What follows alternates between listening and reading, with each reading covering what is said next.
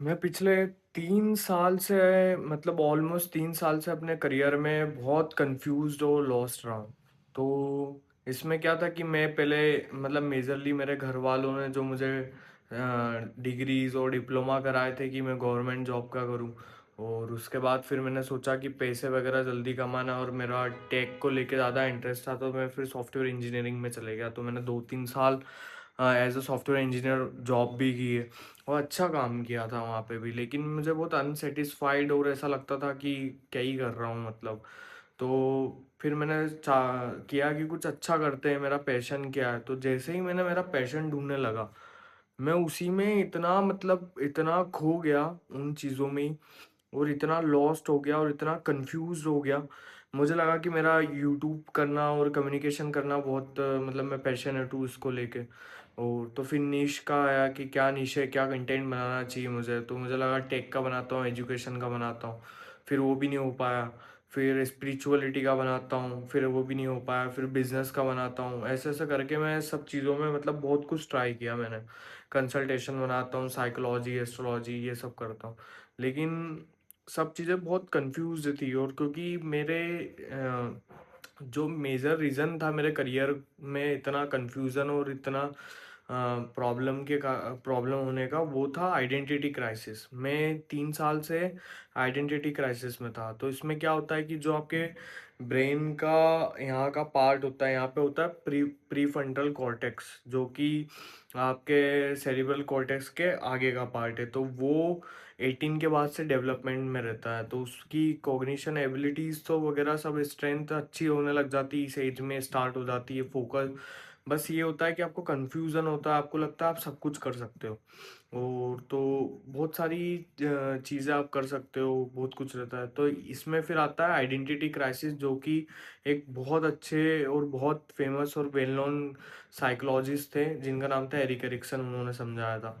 इसमें क्या होता है आइडेंटिटी क्राइसिस में, जो आपका रियल सेल्फ है और आपका आइडियल सेल्फ है, उन दोनों के बीच में कॉन्फ्लिक्ट रहता है। तो आइडियल सेल्फ वो जो आपके मम्मी पापा ने बोला है कि लाइक बेटा ये करना है आपको, ये लाइफ में ये अचीव करना है।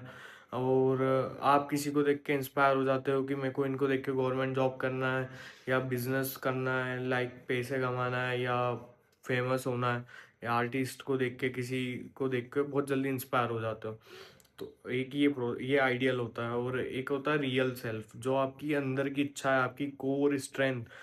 आप रियलिटी में क्या, आपको क्या करके अच्छा लगता है। आप क्रिएटिव इंसान हो, आप बहुत बड़े प्रॉब्लम सॉल्वर हो, या आप बात करने में बहुत अच्छे हो, कम्युनिकेशन में, आप मैथमेटिक्स में। तो जब इन दोनों का अलाइनमेंट बिगड़ जाता है, तब आता है आइडेंटिटी क्राइसिस, जो कि मेरा बिगड़ गया था। तो मेरे घर वाले कुछ और चाहते थे मुझसे कि मैं गवर्नमेंट जॉब करूँ, ऐसा ये सब चीज़ें।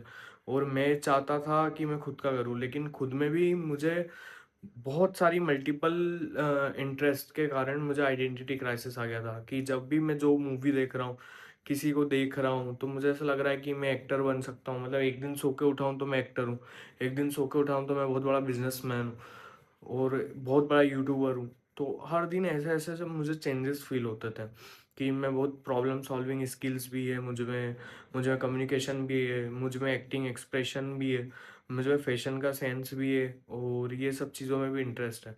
तो इस कारण मैं इस क्राइसिस में फंस गया था। तो इसमें मेरे 3 साल बर्बाद हो गए।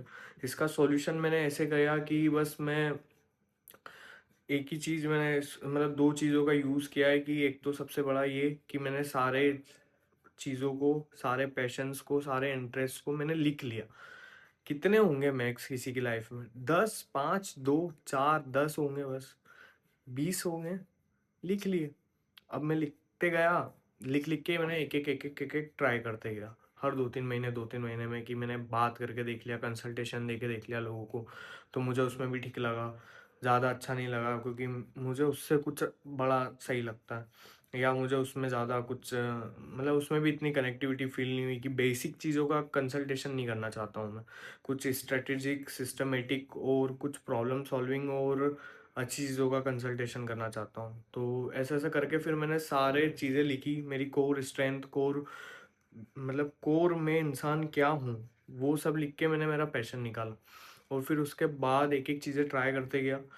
अब जाके मुझे पता चला है कि मैं क्या करना चाहता हूँ, क्या चीज़ें मुझे खुशी देती है, क्या किन चीज़ों के कारण मुझे कॉन्फिडेंट फ़ील होता है और क्या मुझे करना है लाइफ़ में। बस आप भी इस स्टेप का फ़ॉलो कर सकते हो अगर आप भी इस फीलिंग ऑफ लॉस्ट में हो, आपको भी कन्फ्यूज़्ड फ़ील होता है बहुत ज़्यादा करियर को लेके, तो सब चीज़ें एक-एक करके लिख लो, ट्राई कर लो, 1-2 साल इनको बर्बाद कर लो। लेकिन ये बहुत बेनिफिशियल है क्योंकि एरिक एरिक्सन ने बताया है कि जब अगर आइडेंटिटी क्राइसिस टाइम पे रिज़ॉल्व नहीं होता है, तो ये ही आगे चल के मिड लाइफ क्राइसिस में कन्वर्ट होता है। जब आपको थॉट्स आते हैं कि मैंने क्या किया, अचीव किया है, मैं क्या मतलब क्यों हूँ, क्या हूँ, या तो ये अभी थॉट्स आपके माइंड में आ रहे हैं कि मैं क्या करने आया हूँ, मैं कौन हूँ, तो ये बेटर है इनको यहीं पे रिजॉल्व कर लो प्रॉपर तरीके से, कितना भी टाइम लगे। अगर अभी रिजॉल्व नहीं करोगे तो फिर ये मिड लाइफ में जाके कन्वर्ट होगा। तो इससे एक ना एक बार तो फेस करना है। अधिकतर लोगों को जल्दी फेस हो जाता है, कुछ लोगों को बाद में होता है, लेकिन फेस करना है। तो इसको अभी फेस करो। और इसका सॉल्यूशन बस यही है कि चीज़ों को लिख लो और डायरेक्ट प्रैक्टिकल अप्रोच के थ्रू ट्राई कर करके देख लो, trial and run, trial and run. बस मैं ऐसे ही करके अपने करियर में मेरा कन्फ्यूज़न और क्लैरिटी आई है।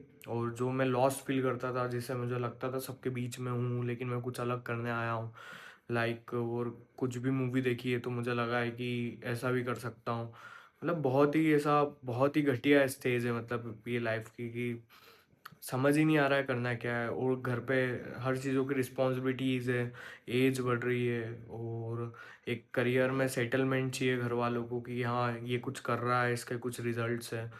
तो इसलिए मेरे तो 2-3 साल बर्बाद हो चुके हैं, लेकिन अभी मैं बहुत सही हूँ। अभी मेरे को अब पता है कि कितना भी टाइम लगेगा या जितना भी लगेगा, जो भी होगा, लेकिन अब अच्छा होगा।